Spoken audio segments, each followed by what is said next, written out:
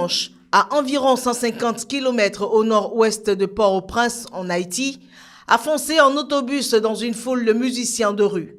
Le drame qui s'est produit dans la ville haïtienne de Gonaïves a fait 38 morts au total et 13 blessés. En premier lieu, le bus a heurté 2 piétons, faisant un mort et un blessé, d'après la directrice de la protection civile haïtienne. Il s'est alors enfui et s'est trouvé face à 3 bandes de musiciens à pied. Il leur a foncé dessus et 33 autres personnes sont mortes. Parmi les blessés transportés à l'hôpital, 4 ont succombé à leurs blessures. Le conducteur travaille pour une compagnie qui assure des trajets entre les principales villes du nord d'Haïti et la capitale. Et en Haïti, par peur d'être lynchés par des riverains, les conducteurs impliqués fuient souvent les lieux d'un accident de la route. À en croire un coordonnateur de la protection civile, le chauffeur avait été placé en sécurité dans le commissariat de Gonaïves, mais la police a ensuite indiqué qu'il avait fui avant l'arrivée des agents sur le site de l'accident et dans l'après-midi, elle tentait de l'identifier. Le président haïtien Jovenel Moïse s'est dit consterné par cet accident et a demandé l'ouverture d'une enquête au plus vite pour faire la lumière sur cette tragédie. Ministère de l'Intérieur du Côte d'Ivoire, c'est ici dans cette salle que se trouve l'arsenal du dispositif sécuritaire de la ville d'Abidjan. Des caméras thermiques disposées à certains carrefours de la ville d'Abidjan pour mesurer la tension et l'investissement porté par les autorités ivoiriennes à la sécurisation des sites sensibles, mais témoignent également de la réelle volonté du président ivoirien de réconcilier croissance et innovation. Cela fait 4 ans que le chef de l'État, chef du suprême des armées, lançait les activités du CCDO, Centre de coordination des décisions opérationnelles, dans cette même salle. 4 ans après, il était important de savoir ce qui a été fait. 4 ans après, les résultats sur le terrain semblent perceptibles, même si certains Ivoiriens semblent avoir un point de vue différencié des performances réalisées par cette unité spéciale pour faire reculer les taux de criminalité. Mais aujourd'hui, les moyens et les hommes existent pour remporter ce pari. Une visite de patrouille conduite par le commissaire divisionnaire Kouyaté Youssouf, commandant du CCDO et par ailleurs directeur général de l'école de police d'Abidjan, a permis d'évaluer la présence des éléments de cette force paramilitaire à certains points névralgiques de la capitale économique ivoirienne. Cette sortie de terrain intervient à la veille de la célébration du triste anniversaire de l'attaque terroriste du 13 mars 2016 de Rambassam, où les éléments de la CCDO ont participé aux côtés des forces françaises à l'opération de maintien d'ordre et de lutte contre les forces djihadistes.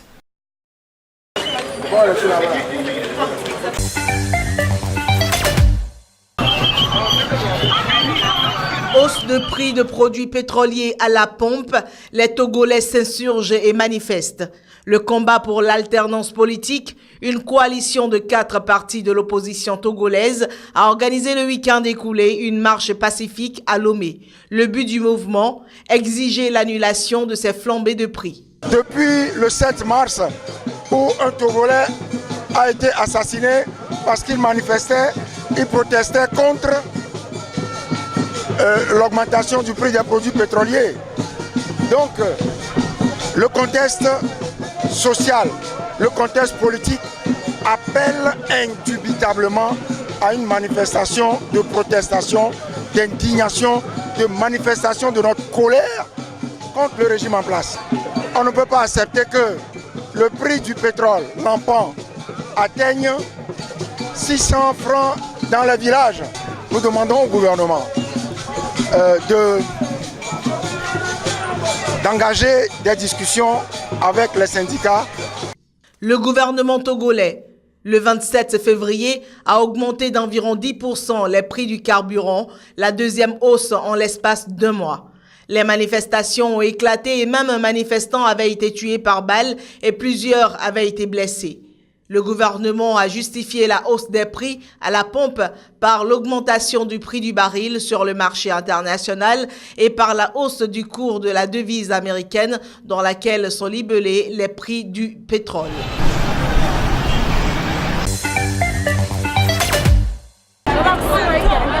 Xénophobie constante en Afrique du Sud. La persistance du phénomène inquiète et impose réflexion.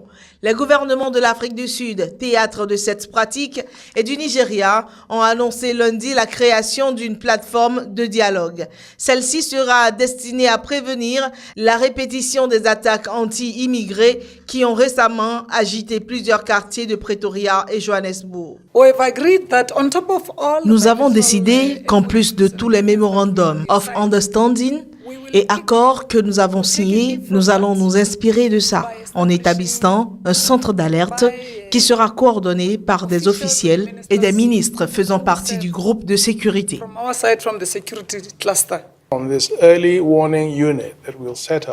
Ce centre d'alerte que nous allons mettre sur pied se réunira dans les 2 pays tous les 3 mois.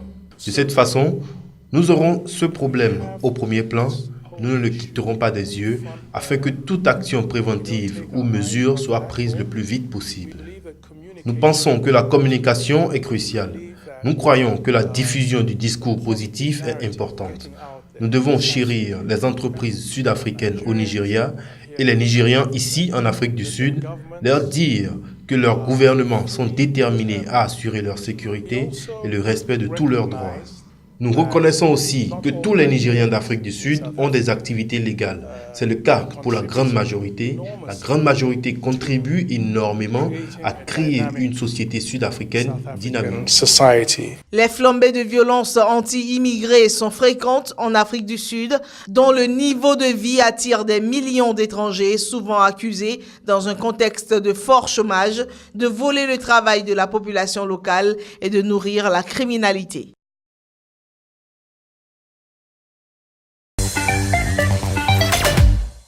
Au Nigeria, le président Muhammadu Buhari, rentré la semaine dernière dans son pays après 2 mois d'absence, a officiellement repris ses fonctions à la présidence lundi. Selon un communiqué officiel, le président a transmis des lettres au Sénat et à la Chambre des représentants, conformément à l'article 145 de la Constitution nigériane. Le chef de l'État s'est ensuite entretenu durant 1 heure lors d'un briefing avec le vice-président Yemi Osinbajo, qui a assuré l'intérim à la tête du pays depuis le 19 janvier dernier. Muhammadu Buhari est rentré vendredi dernier de Londres après 2 mois d'absence pour des problèmes de santé qui n'ont pas été révélés au grand public. Son absence prolongée a suscité de vives inquiétudes dans son pays où de nombreuses rumeurs ont circulé sur son sort, le disant mort ou très gravement malade. Malgré son retour, les interrogations sur l'état de santé réel du président subsistent alors qu'il est apparu très amaigri et fragile à sa descente d'avion vendredi. Dès son retour, le président Buhari a déclaré avoir besoin d'un suivi médical dans les prochaines semaines. Ce qui sous-entend qu'il pourrait repartir en Angleterre, se faire soigner.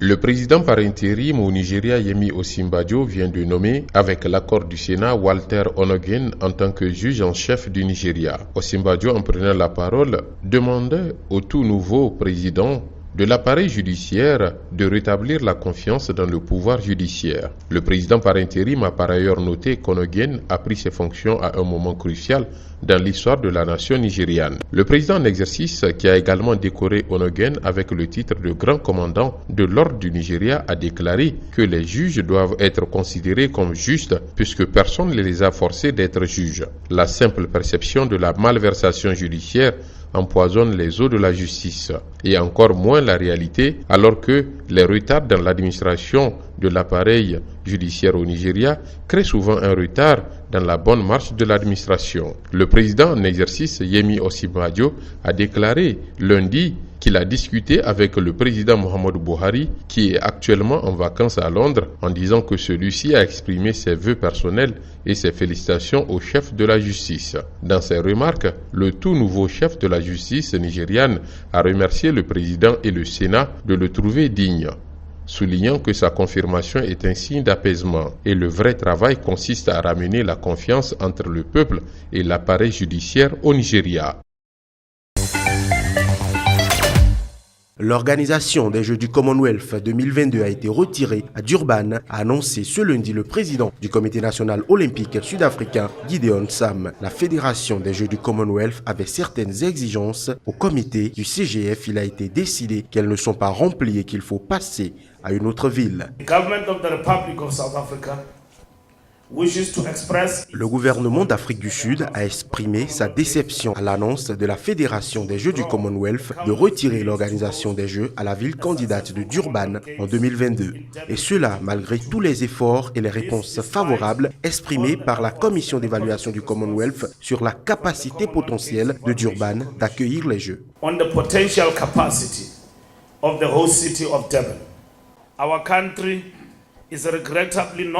Notre pays n'est malheureusement pas en position de faire des engagements financiers énormes du fait de la situation de nos besoins socio-économiques du moment et du fait de la récession économique globale. C'est dans un esprit de discipline et de prudence fiscale que notre gouvernement a considéré toutes les options mais reste convaincu d'avoir agi dans l'intérêt de l'Afrique du Sud.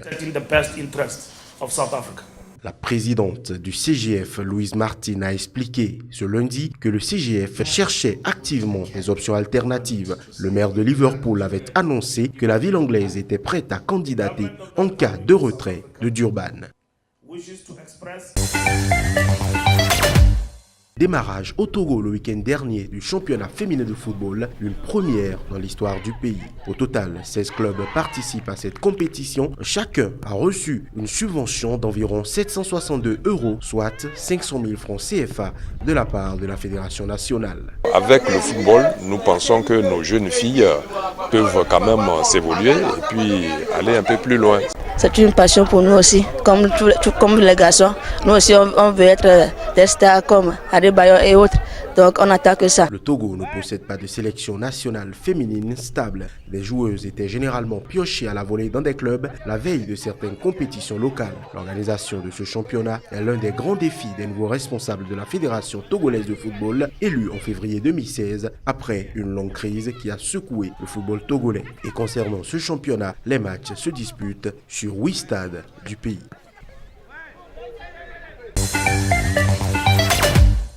Le gouvernement de l'État de Lagos, poumon de l'économie nigériane, a déclaré qu'il offrirait des soins de santé gratuits aux résidents pendant 100 jours.